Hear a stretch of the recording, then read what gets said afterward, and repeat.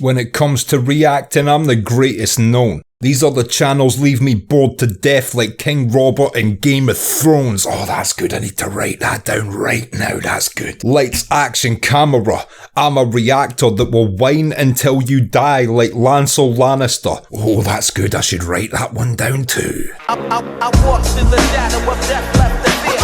This is a journey through the halls of hell. Yes people, what is good? I am BA, back once again with another reaction in the Game of Thrones series. This is episode 9 of season 1 and it is called Baelor. Last episode. Okay, this is the one where everything really does get bad. I've been saying for episodes, oh it's bad, oh it's getting bad, this is where things get bad. No. This is where things really get bad. To me, last episode was Game of Thrones at the height of what Game of Thrones does best, which is all these political, sneaky, lying, manipulative characters having conversations with one another or groups and trying to impose their will on people. We had Cersei doing it on the beheads to Joffrey. We had Varys trying to play the room while trying to make them consider doing good things, which is a really hard thing to do when you think about it. Khal Drogo has received a slight superficial flesh wound with a little sword. It's fine, I'm sure that's nothing. And Robert is raising up in the north, rallying the houses and starting a rebellion against the Lannisters and the Crown, and it's so good to see when Robert starts doing this. I love the fact that one of the Stark boys just like takes charge for himself and starts doing what is right in the situation. And as I was saying last episode, it's really tragic, Rob's story, because when you think about his constitution and his combination of cunning and mind and fairness and battle readiness and war tactics, what a beautiful skill set to have if you were to be the future king of an empire. It would guard you against lots of potential enemies, both political and on the battlefield, while making you a fair and just king for the citizens you were ruling over. So yeah, I think Rob's at least in like one of my top 3 choices for who would have made the best king in Game of Thrones. So I love this part of the show where he goes to war on behalf of his father. And we got the White attack at Castle Black, and Jon Snow was confined to quarters for almost attacking Thorne for calling him a traitor's bastard, which was nice of that douchebag to do. And yeah, the first White came back, and the only information they got from that opening attack was swords don't do shit, fire seems to stop them, which is really nothing to go on. And straight away you think, if you were Sam, like, you would already be a bit, you know, what am I doing up here? If I was Sam, I would have asked the very next day after this first attack to maybe get asked to go to somewhere where I could read books and deeper learn the subject so the Night's Watch were better versed in defending against it. I think if anybody out of the whole current world who should be knowledgeable about the history of White Walkers, it should be the Night's Watch. Even if no one else believes they ever existed or will ever exist again, it should still be protocol part of the Night's Watch training for them to get all the information about the White Walkers as possible, just in case. And yeah, I'm kind of looking forward to seeing this episode again. I think I remember it, but regardless, this is episode 9 of season 1 of Game of Thrones, Baelor. Let's check it out and see what is saying to it. I know George R.R. Martin's proper against this shit, but me personally, I don't see why they shouldn't write more stories with the characters that survived the initial series. George R.R. Martin only ever now wants to write stories about what happened before, and he wants Game of Thrones to be the end of his world, and he is entitled to that. He created it all, okay, so he is entitled to that, at least for 100 years, until his work become open source, and then we can write those stories, if that's what he wants. That being said, I don't know why he is so strict about that policy, man, because these actors ain't gonna be, you know, able to continue to play their characters forever, and characters, you know, like Jon Snow, Arya Stark, even Bran now governing Westeros. I mean, I think a lot of people would love to see continuations of those stories, and yes, they might not be as good as the original show, but fuck it, most people hate season 8 anyway, so what is there left to sully? You might as well take some of these balls and run with them all the way to money and fan happiness heaven. Seems you're my last friend. No. Many still love you. Did anyone turn to Varys' side after these scenes in the dungeon with Ned, or were you all still suspicious of him like I was? Because looking back, why was I? Because from these scenes, he has no reason to come down and show his true colours to Ned. You know, I don't see the reason for it, but I guess it could be like in case Ned is released, he's playing both sides or something. But for some reason, I still really didn't trust this dude, even after these scenes in Series 1. I am the master of whisperers. My role is to be sly, obsequious, and without scruples.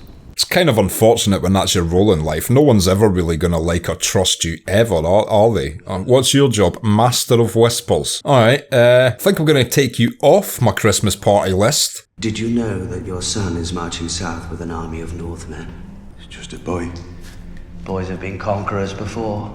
True, I read a list once of like the youngest conquerors of all time. Now obviously these people weren't on the biggest horse at the front of the battlefield, like making a fucking difference in the actual fighting, but you know, they were on a horse at the back of the battlefield, watching, observing, occasionally saying to the general, good order you gave out there, more of those, you know, doing their fucking thing. No, it's completely ridiculous that's ever happened. I don't know why I'm like backing it as a thing to do. Tell your son to lay down his sword and proclaim Joffrey as the true heir. It's tragic watching everyone talk him into doing this anyway. Ned probably knew they were going to kill him anyway. At least if they'd have let him do his thing, he would have died with his honour having never confessed, but I don't know why everyone else seemed to trust Prince Joffrey in this situation, but here we are. I grew up with soldiers.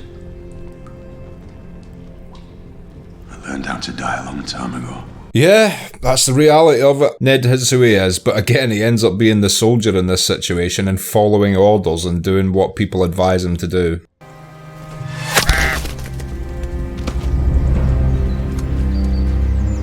Theon intercepting the message there. I wonder if that's a thing that happens, you know. Could people detect carrier pigeons being released from castles and thus shoot them down to get the information? I wonder if that happened in medieval times. We can't expect his support. Expect nothing of Walder Frey and you'll never be surprised. I completely forget about that. Wow. Imagine they don't trust Walder Frey to the extent they're outside his castle taking down his fucking ravens just in case he warns them. I knew he was a bit like they all rolled these eyes at him, but I didn't realise they outwardly straight out distrusted him to have their backs. Held the crossing for 600 years, and for 600 years they have never failed to exact their toll.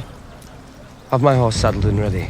It's such clever geographical design by George R.R. Martin, you know, there's a water separating two segments of the north, so the family that just so happens to hold the castle with the bridge which connects the two parts of land are super powerful. Even though the Freys ain't even that big a house, it's just because of the region they control, they're so powerful. Lady Stark is... Who asked you?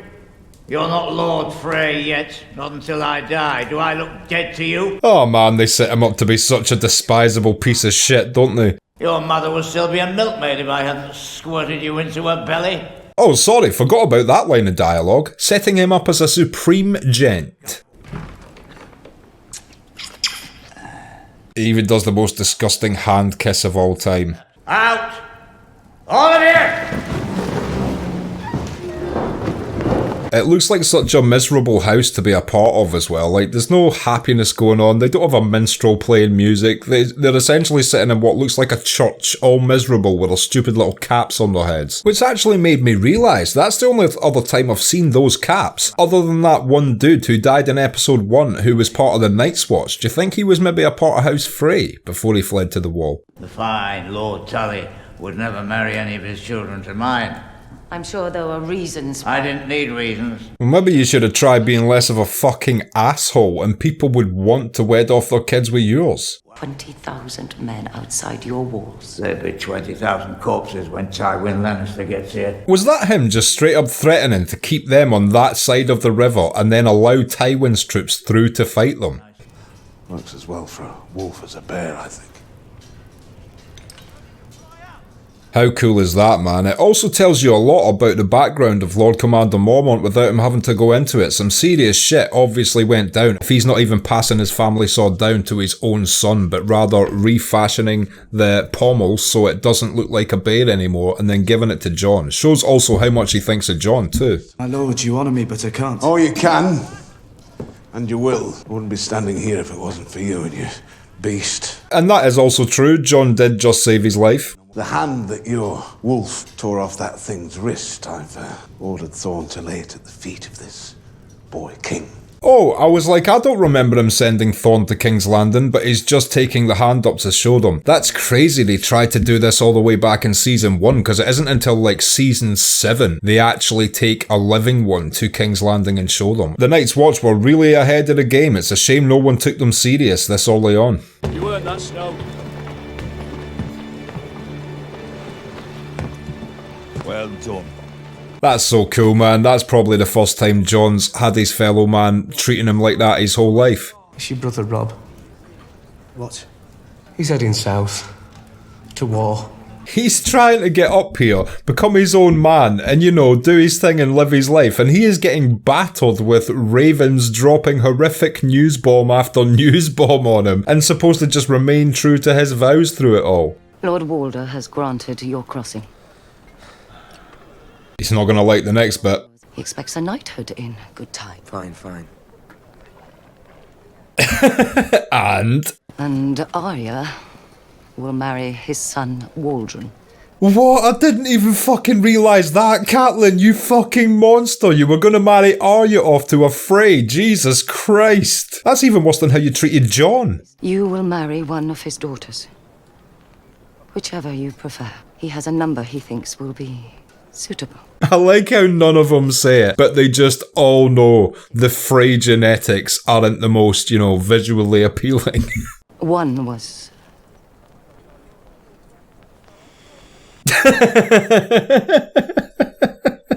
Poor Rob. All this war shit aside, you know, there's a side of him that still wants to marry a decent looking woman one day, heaven forbid, and have some nice looking children. But it shows his commitment to what he's about. He accepted that offer. Once again, I'm actually thankful for the Red Wedding now I've heard the offer in full. If it wasn't for the Red Wedding, Arya would be married to a Frey instead of killing them all. All things happen for a reason. Thanks for fucking nothing, Lady Catelyn Stark of Winterfell. If I'd have remembered that line, I'd have been up on the pew at the Red Wedding shooting one of the crossbows in you myself. Honour comes easy then.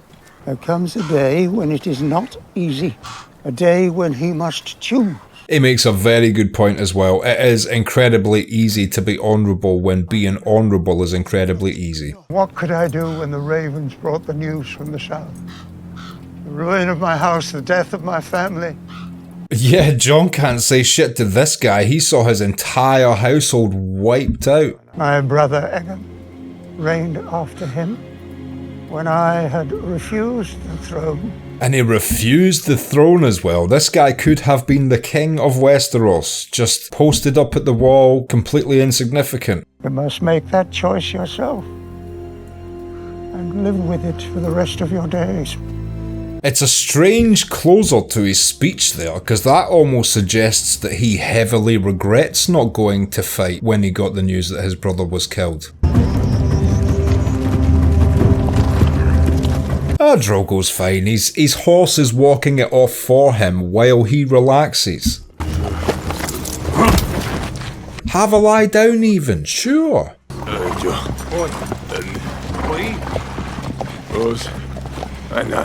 That is definitely not dying whales in a language I do not understand.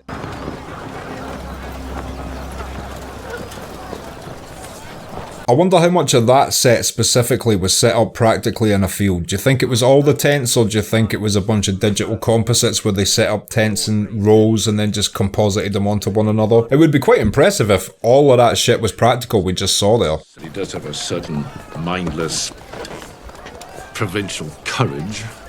You know you're a badass when Tywin Lannister is seething out the words, "You have a mindless provincial courage." He doesn't even want to give you that, you know what I mean? So that's when you know you're doing well. Hairy one insisted he must have 2 battle axes. Heavy black steel, double-sided. Shagger likes axes. Shagger's an axe guy. Me and the tribesmen on the front lines. They do seem rather ferocious.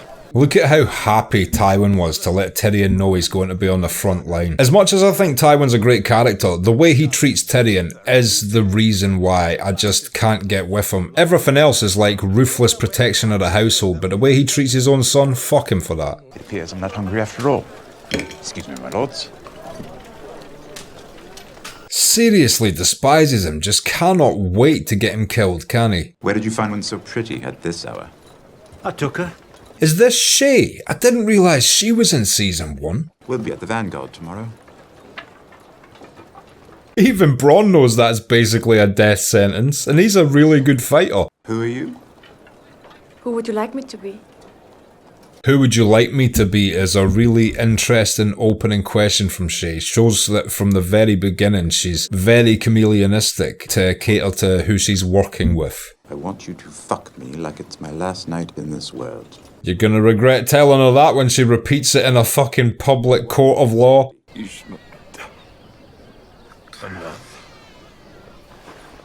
Looks like the colour's coming back to his face a little bit. No one understands how strong he is. I would say the man who he pulled the tongue out through his own throat of, and the other dude who he poured liquid molten gold on the head of, have since realised how in fact strong he was. Go quickly. I've heard there's a good port in Ashai. I won't leave him. She should have listened to Jorah right then and there, would have saved herself a lot of problems. My son will be Carl after Drogo. This isn't Westeros where men honour blood. Yeah, the Dothraki sort of work like a lion tribe, don't they? So if the dominant male dies, there's a fight amongst the other potential alpha males to determine a dominant one, and then he'll kill the kids of the alpha male who died, and then all the other males he just fought. All I can do is ease his path. Save him and I will free you, I swear it. You must know a way. So the witch was actually initially gonna just let Drogo die naturally, and it wasn't until Khaleesi really pushed her to save him that she decided to also use the spell to kill the unborn baby. So it's like the witch was actually being more lenient until Khaleesi, the person that saved her, asked her to do something more. I don't really get why she chose to be lenient at first and just let Drogo pass, but then chose to kill the child as well after Daenerys intervened. This is blood magic.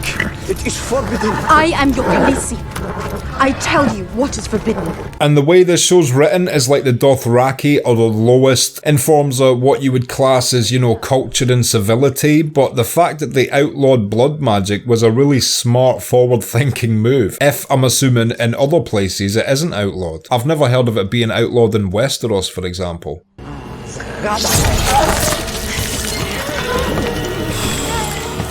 And you know, R.I.P. Khal Drogo, R.I.P. the baby, but what she did to this horse is the worst thing ever. How dare you slit a horse's throat, you absolute heathen. How you gonna just cut off Mr. Ed's head? He was having a nice day. We could have been 10 miles away from here by now on the way to Ashai. You would have been safe. I've just noticed the symmetry there between Jorah and Renly, you know, both were really giving Ned and Daenerys good advice about escaping while they could, and neither took the advice.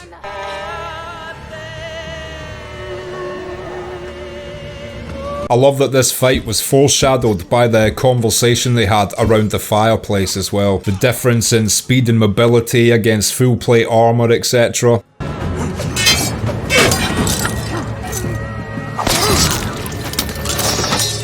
And yeah, you saw the downside to it right there. The baby is coming. Fetch the midwives. They will not come. This issue is cursed. They build the tension in this scene so well, you know. You've got a witch performing rituals in a tent with a dying Drogo, and then a sword fight directly out of the tent to protect entry of it, and then Daenerys goes into labour. Crazy series of events. Are you in agony, my lion? No. You look like you're in agony. The fire is burning your pretty soft skin. Again, subtle character building there for Shae. She's obviously experienced pain in her life. They don't tell us a lot about her background, but we learn a lot by her answers throughout these next 2 seasons. There's a Bravosi knife game I could teach you. Does it involve the potential for losing fingers? Not if you win.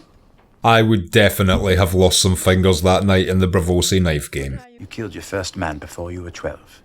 It was a woman. She swung an axe at me. It's one of those crazy stories you can fully believe Bronn has actually done in life. Your father left the family when you were very young, never to return. Drink.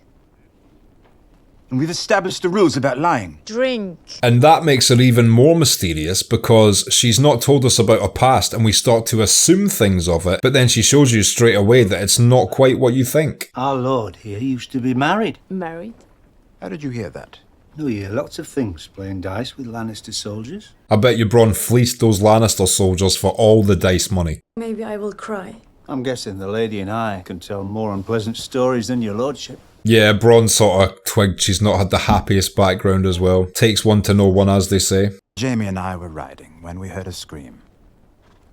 She ran out onto the road, clothes half torn off. This is a horrible story. The fact that they set it up so he would feel heroic as well. Because it's not only the fact that the woman didn't actually love him, it's also like you were never a hero. It was all fake to make you feel good. Now you feel bad because we were fakely making you feel good. The truth is, you should feel bad. She kissed me afterwards and sang me a song. And by morning I was deep enough in love to ask for her hand.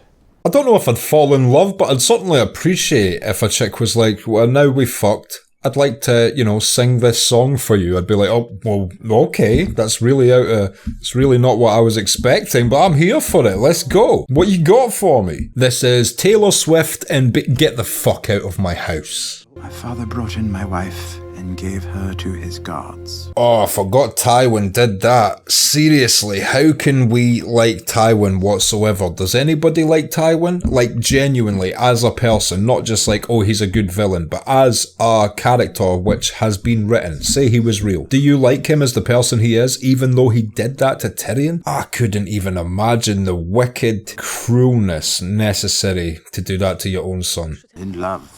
A girl who's almost raped doesn't invite another man into her bed 2 hours later.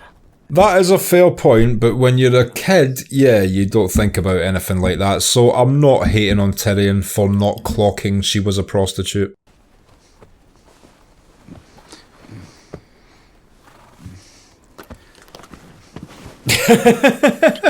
Back in those days, they didn't ask you to excuse yourself, you just had to survey the room and know when it was time to run. What is it? What do you want? You're sleeping through the war. What? They stole the Knights' March on us. They're a mile north. They actually had so much fun in that tent, I forgot they were going to war the next day. They really did a good job just putting that shit out of their minds for an evening. I think Tyrion looks quite sharp in his full armour. He's going to be hard to kill with all that plate on. He'll be like a little hedgehog. Stay low. Stay low. If you're lucky, no one will notice you. That is infinitely worse on a battlefield. You'll get trampled within seconds. Burned men! Moon Brothers! And painted dogs! And painted dogs! Yeah, don't forget the painted dogs. They didn't paint themselves up and call themselves dogs just to be forgotten about out here, Tyrion. Fuck's sake, pick it up. Yes. Shagga is a full convert to the cult of Tyrion now. He is Half-Man Fan Club member 1. This little half-man promised me 2 big axes, and fucking right enough, here I am holding the 2 axes he promised. How lucky was Tyrion not to actually get trampled to death after accidentally getting knocked out there? Miraculous. That's filmed so cool because they purposely made it look like he was floating, you know, potentially dead, a dying man floating through the battlefield, and then they zoom out to reveal he's on a cart.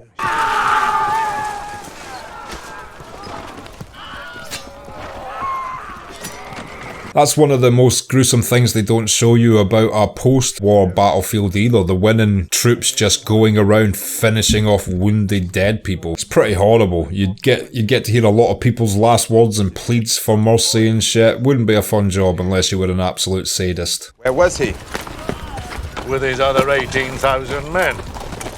Straight away showing Robb as a tactical mastermind. Outwitted Tywin Lannister in their first exchange. That's got to sting Tywin's ego.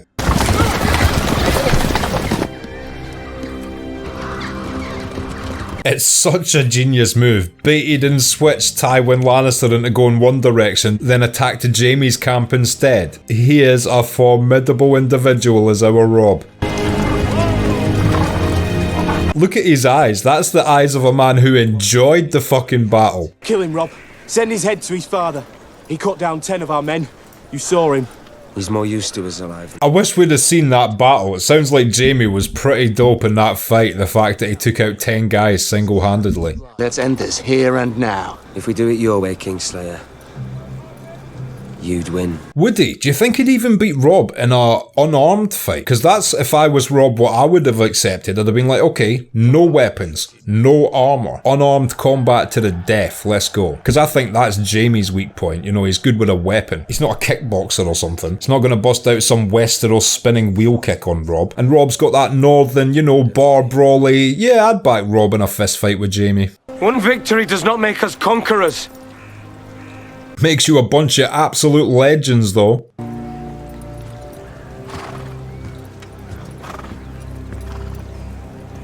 Harley Davidson guys having a double JD enema tonight.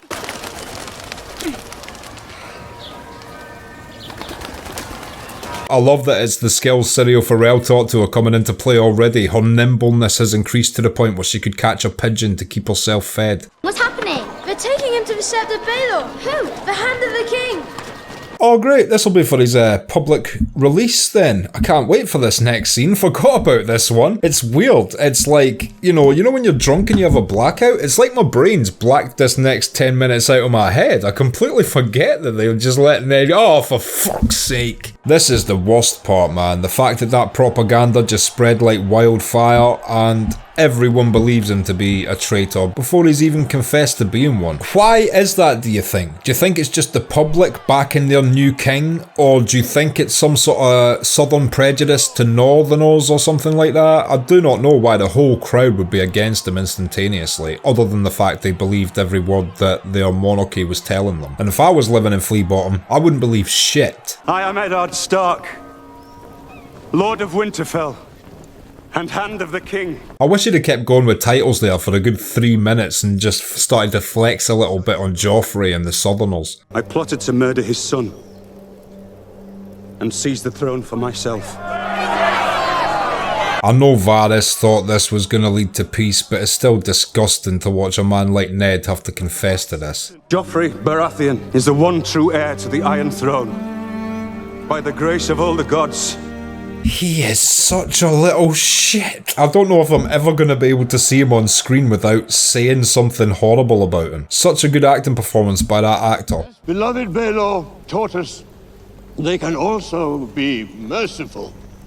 And this character really has the inside scoop at this point in the show. And the fact that even he still believes it's just Ned gonna get sent to the Night's Watch shows that no one was really in on it. It was just Joffrey. Sir Ilyn, bring me his head. Oh man. I'll never ever get over how much I hate this guy in this season. I hate him so much. I hate him so much. Other than book readers, did any of you expect this to happen in season 1? I for sure, even up to this moment, expected like an arrow to come flying down or some ex machina to save the day. I just couldn't believe it was about to happen. And the last thing Ned has to see is, his daughter's screaming for his life and the realisation he confessed to something which wasn't true and he's now going to die anyway. It's like, what was it all for? Just cruel. Oh, man. Oh, it's horrible. That's fucking horrible.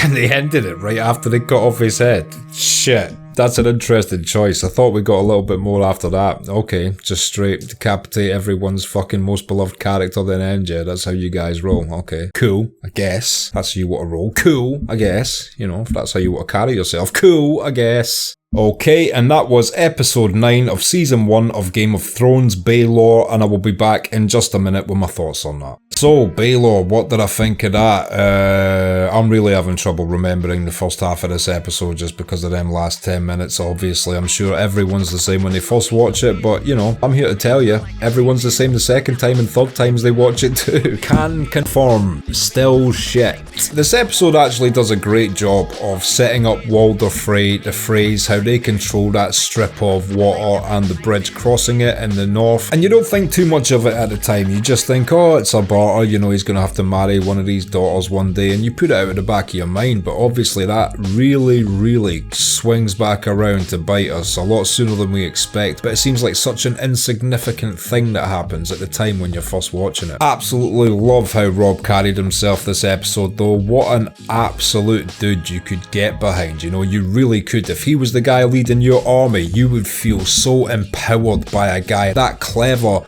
and battle ready leading your army. You'd have so much faith in it, and he proved that that faith was rewarded to his loyal troops this episode, because the first thing he did and the first time he ever fought in any conflict, he baited, switched and fooled Tywin Lannister into separating his troops, and then went and attacked the small battlement which Jaime Lannister was holding while Tywin's troops were all fighting like 1,000 dudes. Of course, those 2,000 dudes got absolutely annihilated, so rest in peace those 2,000 men who sacrificed their lives in order for the bait and switch to happen. But yeah, what a power move by Robb, and now he has Jaime Lannister in captivity, which is such a huge bartering tool, you know. In his mind it's like, cool, we've got a really powerful Lannister, now they'll let my dad go and we'll trade him for Jaime. Little does he know, before Joffrey or Cersei or any of them learn that Jaime is captured, they have already killed Ned, so his plan falls out of the window, not due to anything he has done, but to the ruthlessness being employed at King's Landing at the time he did it. And that last scene is so rough, knowing that Ned really stands for his honour and his word, and that's all he is, a man who can always back his word, and a man who will always be true to himself. And he was convinced by not even people trying to manipulate him, he was convinced by people that believed Joffrey would spare him to confess, otherwise he wasn't gonna. And he didn't even do it for himself to save his own life, he did it because he was worried about what would happen to his daughters if he was killed. So